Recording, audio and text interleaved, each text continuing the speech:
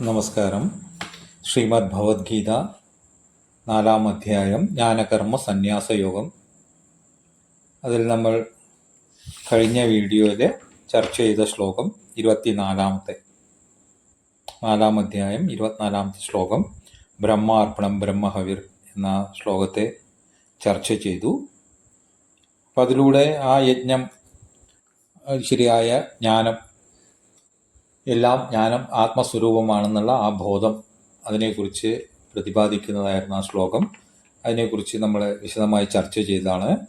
തുടർന്ന് യജ്ഞരൂപത്തിൽ യഥാർത്ഥ ആത്മജ്ഞാനത്തെ യജ്ഞരൂപത്തിൽ പറഞ്ഞിട്ട് അന്യയജ്ഞങ്ങളെ ഇതിൻ്റെ സ്തുതിക്കായി, ഈ ആത്മജ്ഞാനത്തിൻ്റെ സ്തുതിക്കായി മറ്റുള്ള യജ്ഞങ്ങളെല്ലാം തുടർന്ന് പറയുകയാണ്. 12 തരത്തിലുള്ള യജ്ഞങ്ങളെക്കുറിച്ച് ഇവിടെ പറയുന്നുണ്ട്. ഓരോരുത്തരും ചെയ്യുന്ന ഓരോ സാധനങ്ങൾ, യജ്ഞങ്ങൾ, ആത്മീയമായിട്ടുള്ള പുരോഗതിക്കായി ചെയ്യുന്ന ആ യജ്ഞങ്ങളെക്കുറിച്ച് പറയുകയാണ്. 25-ാമത്തെ ശ്ലോകം. ദൈവമേവാപരേ യജ്ഞം യോഗിന പര്യുപാസത്തെ ബ്രഹ്മാഗ്നാവപരേ യജ്ഞം യജ്ഞേനൈവോപജുഹ്യതി.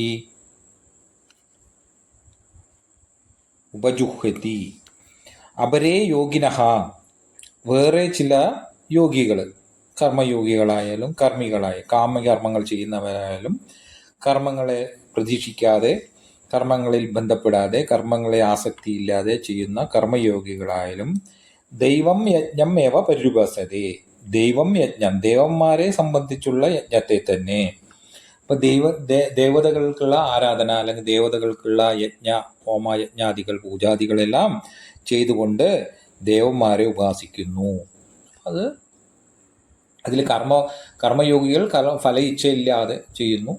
മറ്റുള്ളവർ കർമ്മികൾ അത് ഫല ഇച്ഛയോടുകൂടി പുത്ര, ധന, സ്വർഗകാമ ഇഷ്ടിയാഗ അടക്കം പുത്രന്മാരെ, ധനത്തിന്, ഐശ്വര്യത്തിന്, അങ്ങനെ പല യാഗങ്ങൾ, യജ്ഞങ്ങൾ വേദങ്ങൾ പറഞ്ഞതെല്ലാം കാമത്തോടുകൂടി ചെയ്യുന്നു. അതൊരു യജ്ഞമാണ്. അത് വേദങ്ങൾ പറഞ്ഞത് അതിൻ്റെതായ രീതിയിൽ അനുഷ്ഠിക്കുന്നു. ധർമ്മമായിക്കൊണ്ട് അവിടെ ഗൃഹസ്ഥന്മാർ കർമ്മയോഗം അനുഷ്ഠിക്കുന്നു, അല്ലെങ്കിൽ കർമ്മങ്ങളെ അനുഷ്ഠിക്കുന്നു. അപരേ യജ്ഞേന ഏവ യജ്ഞം ബ്രഹ്മാഗ്നോ ഉപജുഹതി.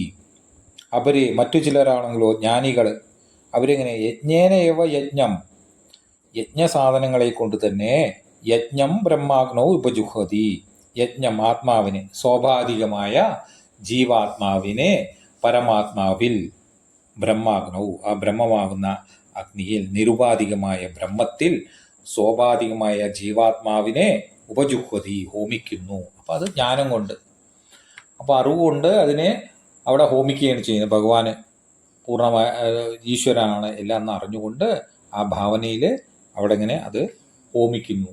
അവിടെ ജീവാത്മാവിനെ പരമാത്മാവിൽ അല്ലെങ്കിൽ ബ്രഹ്മത്തിൽ ഹോമിക്കുന്നു. അങ്ങനെ 2 തരത്തിലുള്ള യജ്ഞങ്ങളെയാണ് ഇവിടെ പറഞ്ഞിരിക്കുന്നത്. അതുപോലെ 12 തരത്തിലുള്ള യജ്ഞങ്ങളെക്കുറിച്ച് പറയുന്നുണ്ട്. അടുത്തത് ശ്രോതാദീനീന്ദ്രിയാണ്യന്യേ സംയമാഗ്നിഷു ജുഹ്വതി ശബ്ദാദീൻ വിഷയാനന്യ ഇന്ദ്രിയാഗ്നിഷു ജുഹ്വതി. അന്യേ ശ്രോത്രാദീനി ഇന്ദ്രിയാണി അന്യേ, ശ്രോത്രാദീനി ഇന്ദ്രിയാണി അന്യേ സംയമാഗ്നിഷു ജുഹ്വതി, സംയമമാകുന്ന അഗ്നികളിൽ ഹോമിക്കുന്നു. എന്തിനെ? ശ്രോത്രം മുതലായ ഇന്ദ്രിയങ്ങളെ. ശ്രോത്രം, ചെവി, കാഴ്ച ഇല്ലേ, ദർശനം, സ്പർശനം, ഘ്രാണം, രസനം, ശ്രവണം, ഇങ്ങനെയുള്ള ഇന്ദ്രിയങ്ങളെയൊക്കെ ശ്രോത്രാദീന, ശ്രോത്രം പറഞ്ഞാൽ ഈ ചെവി എന്നുള്ള ആ ചെവി, അതിലെ ഇന്ദ്രിയങ്ങളെല്ലാം, തുടങ്ങിയ ഇന്ദ്രിയങ്ങളെല്ലാം സംയമം എന്നുള്ള അഗ്നിയിലേക്ക്, സംയമാഗ്നിഷു ജുഹ്വതി, ആ സംയമമാകുന്ന അഗ്നിയിൽ ഹോമിക്കുന്നു. ജുഹ്വതി എങ്ങനെ? അതിനർത്ഥം എന്താണ്? ഇന്ദ്രിയങ്ങളെ ആ വിഷയങ്ങളിലേക്ക് വിടാതെ, ഇന്ദ്രിയങ്ങളെല്ലാം നിർത്തിക്കൊണ്ട് ആ നിവൃത്തി മാർഗത്തിൽ ഇന്ദ്രിയ സംയമനം അത് നടത്തിക്കൊണ്ട്, അപ്പോൾ ആ വിഷയങ്ങളിലൊന്നും ചെല്ലാതെ മനസ്സിനെ, ഇന്ദ്രിയങ്ങളെയൊക്കെ നിയന്ത്രിച്ചുകൊണ്ട് മുന്നോട്ട് പോകുന്നു. അതൊരു യജ്ഞമാണ്.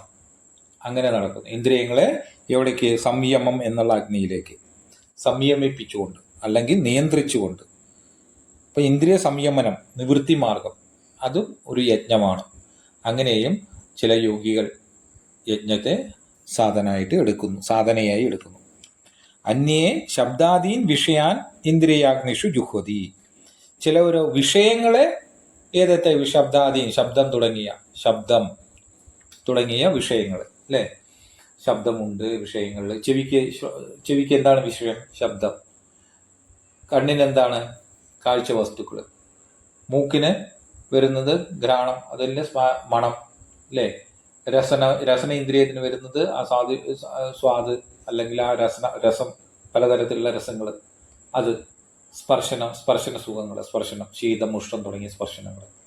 അപ്പൊ അങ്ങനെയുള്ളതിനെയൊക്കെ ഇന്ദ്രിയാഗ്നിഷു ജുഹതി. അപ്പൊ വേണ്ട കാര്യങ്ങളെ മാത്രം ഇന്ദ്രിയങ്ങളിലേക്ക് കൊടുത്തുകൊണ്ട്, അവിടെ എങ്ങനെയാണ് ഇന്ദ്രിയങ്ങളെ മറ്റേത് നിയന്ത്രിക്കുന്നു, വിഷയങ്ങളിലേക്ക് പോകുന്നത്. ആദ്യം പറഞ്ഞത് ഇത് വിഷയങ്ങൾ ഇന്ദ്രിയങ്ങളിലേക്ക് വരുന്നതിനെ നിയന്ത്രിച്ചുകൊണ്ട്. അപ്പോൾ ശാസ്ത്രങ്ങളിൽ പറഞ്ഞ കാര്യങ്ങളിൽ മാത്രം, അല്ലെങ്കിൽ വിധിക്കപ്പെട്ട വിഷയങ്ങളിലേക്ക് മാത്രം ഇന്ദ്രിയങ്ങളിലേക്ക് പ്രവർത്തിപ്പിച്ചുകൊണ്ട്, അല്ലെങ്കിൽ ആ വിഷയങ്ങളെ ഇന്ദ്രിയങ്ങളിലേക്ക് ഹോമിച്ചുകൊണ്ട്. അങ്ങനെ രണ്ട് വിധത്തില്. ഒന്ന് ഇന്ദ്രിയങ്ങളെ വിഷയങ്ങളിലേക്ക് നിയന്ത്രിക്കുന്നു, മറ്റേത് വേണ്ട വിഷയങ്ങളെ മാത്രം ഇന്ദ്രിയങ്ങൾക്ക് നൽകിക്കൊണ്ട് മറ്റുള്ളതെല്ലാം ഒഴിവാക്കിക്കൊണ്ട്. രണ്ടും അങ്ങനെ ആ നിവൃത്തി മാർഗത്തിലെ ആ രണ്ട് യജ്ഞങ്ങളെ കൂടി ഈ ശ്ലോകത്തിൽ 26-ാമത്തെ ശ്ലോകത്തിൽ പറഞ്ഞിരിക്കുകയാണ്. അങ്ങനെയും യജ്ഞങ്ങളെ സ്തുതിച്ചുകൊണ്ട് പറയുകയാണ് ഭഗവാൻ. അടുത്തത് സർവാണിന്ദ്രിയ കർമാണി പ്രാണകർമാണി ചാപരേ ആത്മസംയമ യോഗാഗ്നൗ ജുഹ്വതി ജ്ഞാനദീപിതേ. അതുപോലെ അവരെ സർവാണി ഇന്ദ്രിയ കർമാണി, വേറെ ചിലരോ സർവാണി ഇന്ദ്രിയ കർമാണി, എല്ലാ ഇന്ദ്രിയ വ്യാപാരങ്ങളും. ഇന്ദ്രിയം പറഞ്ഞാൽ നമുക്കറിയാലോ പഞ്ചേന്ദ്രിയങ്ങൾ. ആ ഇന്ദ്രിയങ്ങളെ വ്യാപാരങ്ങളെ, അതാത് വിഷയങ്ങളിലേക്ക് പോകുന്നതിന് പ്രാണകർമാണി പ്രാണ, അതായത് ശ്വാസോച്ഛ്വാസാദികളെല്ലാം.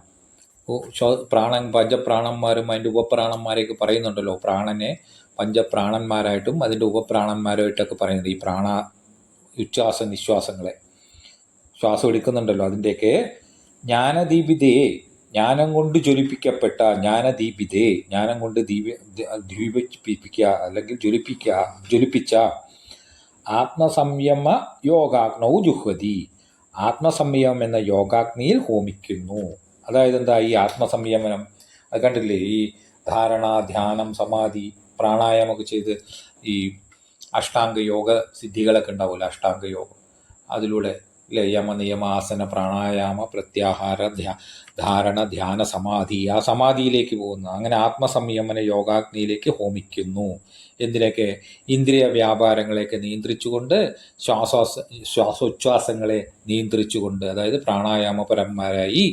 അപ്പം അങ്ങനെ യമനിയമാദികളെല്ലാം ശീലിച്ച് പ്രാണായാമപരന്മാരായി ധാരണ ധ്യാന സമാധികളിലേക്കൊക്കെ ആത്മസംയമം എന്ന യോഗാഗ്നിയിലെ ഹോമിക്കുന്നു.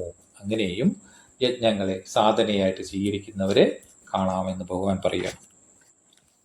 അതുപോലെ ദ്രവ്യയജ്ഞാസ്തപോ യജ്ഞ യോഗയജ്ഞാസ്തതാപരേ സ്വാധ്യായജ്ഞാനയജ്ഞാശ്ച യതയഃ സംശിതവ്രതാഃ. അവരെ മറ്റു ചിലർ ദ്രവ്യയജ്ഞാഹ. ഇപ്പോൾ തീർത്ഥസ്ഥാനങ്ങളിലൊക്കെ ഒരു ദ്രവ്യത്യാഗം എന്ന യജ്ഞമുണ്ട്. ഇപ്പം നമ്മൾ ഏതെങ്കിലും ഒരു ഫ്രൂട്ടോ അല്ലെങ്കിൽ പച്ചക്കറിയോ ഒരു ഫലമൊക്കെ നമ്മൾ ത്യാഗം ചെയ്യുന്നു, അതാണ് ദ്രവ്യത്യാഗം. നമ്മൾ തീർത്ഥസ്ഥാനങ്ങളിലൊക്കെ പോയി കഴിഞ്ഞ് കഴിഞ്ഞാൽ, ഇപ്പോൾ കാശി അങ്ങനെയുള്ള സ്ഥലങ്ങളിലൊക്കെ പോകുമ്പോൾ അവിടെ ഇങ്ങനെ കുളിച്ച് വരുമ്പോൾ നമ്മളൊരു ഇഷ്ടപ്പെട്ട ഒരു ഫലത്തെ, അതായത് ഒരു ഫ്രൂട്ടിനെ അല്ലെങ്കിൽ ഒരു പച്ചക്കറിയൊക്കെ നമ്മളത് ഇനി നമ്മുടെ ജീവിതത്തിൽ അത് സ്വീകരിക്കില്ല, അതിനെ ത്യാഗം ചെയ്യാണ്. അതാണ് ദ്രവ്യത്യാഗം. അങ്ങനെയുള്ള ചിലവർ ദ്രവ്യത്യാഗത്തെ ചെയ്യുന്നു. ചിലർ തപോയജ്ഞ, പഞ്ചാഗ്നി സേവനം മുതലായ തപസ്സോട് പഞ്ചാഗ്നി ചുറ്റും 4 വശത്തും മുകളിലും, സൂര്യനാകുന്ന അഗ്നി മുകളിലും 4 വശത്തും അഗ്നിയെല്ലാം കൊളുത്തി പഞ്ചാഗ്നി മധ്യത്തിൽ ഇരുന്നുകൊണ്ട് അങ്ങനെ ധ്യാനിക്കുന്ന, തപസ് ചെയ്യുന്ന യജ്ഞത്തോടു കൂടിയവരായിട്ട്. അതൊക്കെ കഠിനമായ തപസ്സുകൾ, ശരീരത്തിനും മനസ്സിനുമൊക്കെ കൊടുക്കുന്ന കഠിനമായ തപസ്സുകൾ. അങ്ങനെ ആൾക്കാരെ അങ്ങനെയുള്ള കാണാം അല്ലേ. ഇതൊക്കെ ഇന്ദ്രിയ നിഗ്രഹത്തിനും അവനവൻ്റെ ആത്മസംയമനത്തിനും വേണ്ടി ചെയ്യുന്ന തപസ്സുകളാണ്. 4 വശത്തും തീയൊക്കെ കത്തിക്കും. 5-ാമതായിട്ട് തലയ്ക്ക് മുകളിൽ സൂര്യൻ ചൂടായി നിൽക്കുന്നു. അങ്ങനെ ആ പഞ്ചാഗ്നി സേവനം, അതൊക്കെയാണ് തപസ്സുകൾ. അങ്ങനെ യജ്ഞത്തോടു കൂടിയും തഥാ യോഗയജ്ഞാഹ, ഇപ്പോൾ യമാദി അഷ്ടാംഗ യോഗമാകുന്ന യജ്ഞത്തോടു കൂടിയിട്ടുണ്ട്. യമാദികൾ അഷ്ടാംഗ യോഗം, സമാധി യോഗങ്ങളൊക്കെ ചെയ്യുന്ന അങ്ങനെയുള്ള യോഗങ്ങളോട് കൂടിയവർ ചിലവർ. സ്വാധ്യായ ജ്ഞാനയജ്ഞാഹ, യഥാവസരം അർത്ഥഹിതം ചെയ്യുന്ന വേദാധ്യയനം അല്ലേ, അതിനോട് വേദങ്ങളൊക്കെ അധ്യയനം ചെയ്യുക, അതായത് അവരവർക്ക് പറഞ്ഞിട്ടുള്ള ഭാഗങ്ങളെ അധ്യയനം ചെയ്യുക, അങ്ങനെ അതിനെ അധ്യാപനം ചെയ്യുക, അങ്ങനെയുള്ള ജ്ഞാനം സ്വാധ്യായ യജ്ഞം. സ്വാധ്യായ ജ്ഞാനയജ്ഞം. സ്വാധ്യായം പറഞ്ഞാൽ വേദങ്ങളിലെ മുഴുവൻ ഭാഗങ്ങളല്ല, ഓരോരുത്തർക്കും അത് പറഞ്ഞിട്ടുണ്ട് ചില ഭാഗങ്ങളൊക്കെ.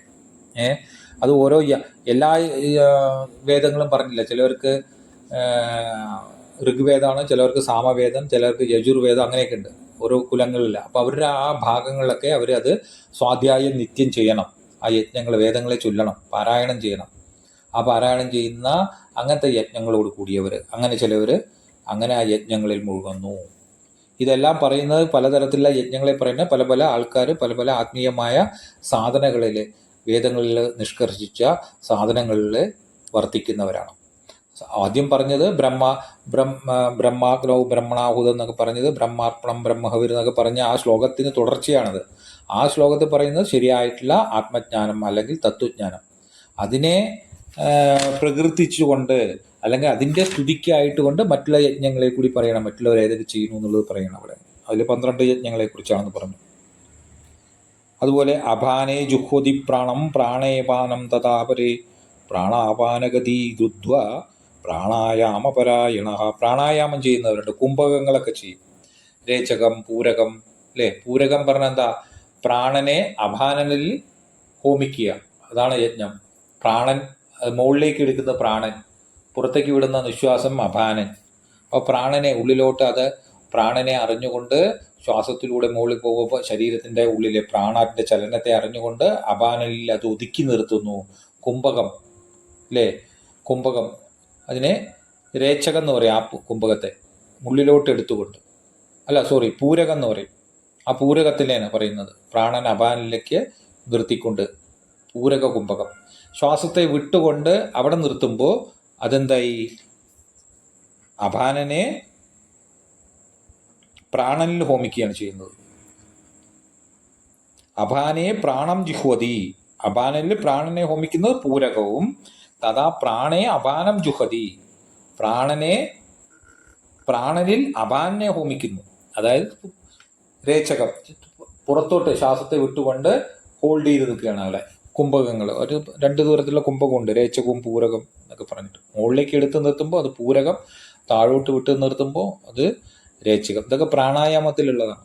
അപ്പം അങ്ങനെ പ്രാണായാമപരനായിട്ടുള്ള യജ്ഞങ്ങളെ ചെയ്യുന്നവരുണ്ട്.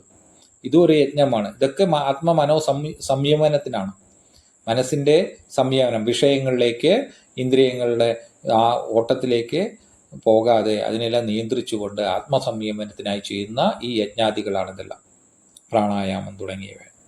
അങ്ങനെ ചിലർ പ്രാണായാമത്തിൽ താല്പര്യമുള്ളവർ അങ്ങനെ ചെയ്യുന്നു. പ്രാണാപാനഗതികളെ നിരോധിച്ച് അതിലിങ്ങനെ രേചക പൂരകങ്ങളിൽ അല്ലെങ്കിൽ പ്രാണായാമപരമായിട്ടിരിക്കുന്നു.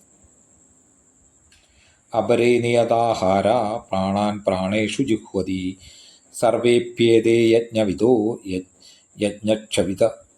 യജ്ഞക്ഷവിത കൽമഷാഹ.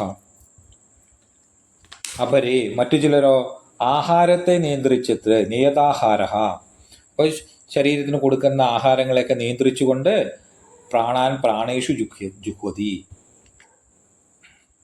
അപ്പോൾ പ്രാണങ്ങളെയൊക്കെ സ്വാധീനത്തിലാക്കി പ്രാണങ്ങളിൽ ഹോമിക്കുന്നു പറഞ്ഞാൽ എന്തായി? നമ്മുടെ ശരീരത്തിൻ്റെ എല്ലാ കാര്യങ്ങളും, മനസ്സിൻ്റെ കാര്യങ്ങളൊക്കെ സംയമനം ഉണ്ടായി. പ്രാണനിലും മനസ്സിലുമൊക്കെ നമുക്ക് നമ്മുടേതായ സ്വാതന്ത്ര്യം ആ യോഗിക്ക് ഉണ്ടാകുകയാണ് ചെയ്യുന്നത്. എങ്ങനെ? നിയതാഹാര, ആഹാരത്തെ നിയന്ത്രിച്ചുകൊണ്ട്, ആഹാരങ്ങൾ കൊടുക്കാതെയും വേണ്ടത് അതിനെ നിയന്ത്രണിച്ചുകൊണ്ടും, അങ്ങനെ ശരീരത്തെ മുഴുവനും തൻ്റെ വശത്താക്കി, മനസ്സിനെയും പ്രാണനെയൊക്കെ തൻ്റെ വശത്താക്കിക്കൊണ്ട് ചിലവർ അങ്ങനത്തെ യജ്ഞങ്ങളിൽ വ്യാപൃതരാകുന്നു, അല്ലെങ്കിൽ അങ്ങനത്തെ സാധനങ്ങളിൽ തുടരുന്നു.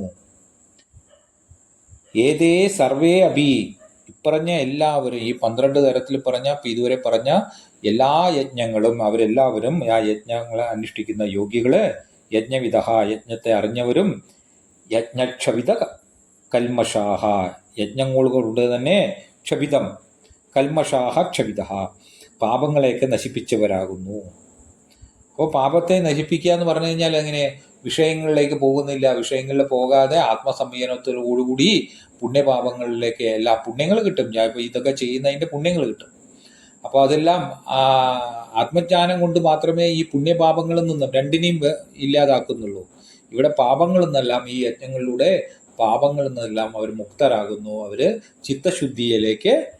ചിത്തശുദ്ധിക്ക് പ്രാപ്തരാകുന്നു, ചിത്തശുദ്ധിയെ ഉണ്ടാക്കുന്നു, അല്ലെങ്കിൽ അതിന് യോഗ്യരാകുന്നു എന്നാണ് ഈ യജ്ഞാദികളെ കൊണ്ട്, 12 തരത്തിലുള്ള യജ്ഞാദികളെ കൊണ്ട് ഭഗവാൻ ഈ അധ്യായത്തിൽ പറയുന്നത്. പരമമായ ആ ആത്മതത്വ യജ്ഞത്തെ, ബ്രഹ്മാർപ്പണം എന്ന ശ്ലോകത്തെക്കുറിച്ച് പറഞ്ഞ് അറിവിനെ, ആത്മതത്വ ബോധത്തെക്കുറിച്ച് പറഞ്ഞുകൊണ്ട് മറ്റുള്ള യജ്ഞങ്ങളെ കൂടി ഇവിടെ സ്തുതിച്ചിരിക്കുകയാണ് എന്ന് കാണേണ്ടതാണ്.